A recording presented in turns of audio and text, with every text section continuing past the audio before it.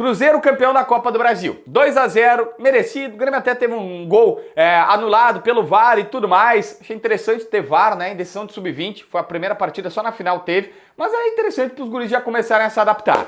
Mas a bem da verdade é que esse time aí pega basicamente todo mundo que jogou e tem um cara que é diferenciado. Um cara que está pronto para subir pro profissional, que já existe um pedido que a gente sabe no bastidor para que ele suba em 2024, que é o Natan Fernandes. Um atacante de lado que virou centroavante, ou seja, é um cara muito corredor, muito velocista, que sabe fazer gol. Era o artilheiro, disputava a artilharia da Copa do Brasil até então, tem 5 gols em 7 partidas, fez a 8ª agora, foi super bem, foi o artilheiro do Grêmio, Natan Fernandes. Grave esse nome porque esse cara tá prontinho para ir profissional. Bom, se ele vai ser melhor do mundo ou não vai vingar e vai sair, eu não sei, mas o fato é que Natan Fernandes é o atacante. E esse é o cara que tu tem que marcar lá como, opa, aqui tem um jogador que pode dar certo, que pode ter futuro no Grêmio.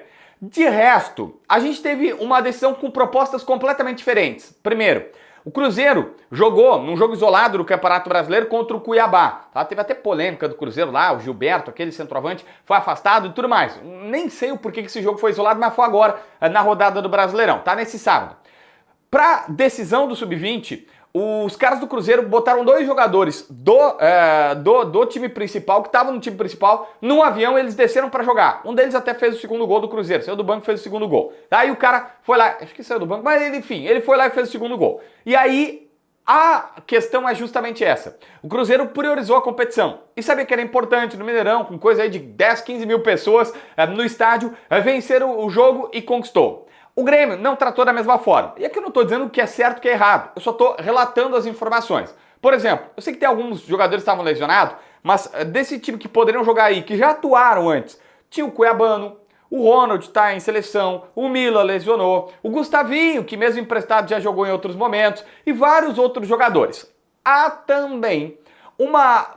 não é reclamação o termo, mas é uma situação que acontece com alguma frequência e que as pessoas justificam, dizem, olha, várias vezes acontece, a gente é prejudicado, então não dá para cobrar resultado e sim informação, porque não é a prioridade do Grêmio.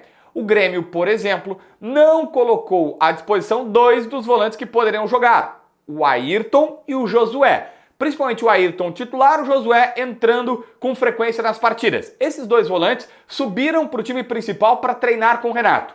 E aí eu faço um parênteses aqui, não é a primeira vez que o Renato faz isso. Tem jogo importante, tem jogo decisivo, tem situação e o Renato diz, não, é data FIFA, ou eu preciso, e aí ele traz os caras para treinar no principal. Mesmo que seja uma decisão de Copa do Brasil, transmitida pelo Sport TV, é óbvio que os garotos vão preferir treinar sob os olhos do Renato, para daqui um pouco encantar o cara e subir. Mas a gente precisa entender o seguinte, se tu tira 2 peças importantes do meio campo do Grêmio, sabe, 2 peças que seriam, um seria o reserva ou titular do outro, cara, é óbvio que tu enfraquece o time. É uma opção do Renato. E eu insisto, eu não estou dizendo que é certo ou que é errado, que o Renato não deveria ter feito. Apenas que é fato que os caras da base vão olhar e vão dizer, tá bom, estão desfalcando o nosso time. Enquanto o Cruzeiro pegou, botou 2 caras num avião para vir logisticamente o mais rápido possível para chegar para a decisão, o Grêmio tirou esses jogadores à disposição do treinador. E isso precisa ser colocado aqui na pauta.